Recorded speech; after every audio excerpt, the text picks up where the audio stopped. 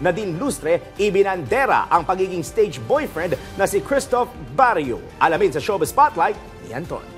Kinaiingitan ngayon si Nadine Lustre sa pagkakaroon ng boyfriend na tulad ni Christoph Barrio na tila isang stage boyfriend. Sa kanyang Instagram account, ibinandera ng aktres ang pagiging supportive ni Christoph sa kanya to the point na tila isa itong parent na very supportive sa anak. Ito'y dahil puno ng paalala si Christoph sa aktres nang dumalo ito sa ABS-CBN Ball 2025 kung saan dahil hindi magkasama ang dalawa ay nakamonitor si Christoph dito. Mababasa sa screenshot na ibinahagi ni Nadine ang mga katagang "Walk slowly please, you look good." Sa isa pang message ni Christoph ay mababasa naman ang mga katagang "Don't be too serious, please smile also." Half serious, half smiling. Makikita rin sa post ang picture ni Nadine na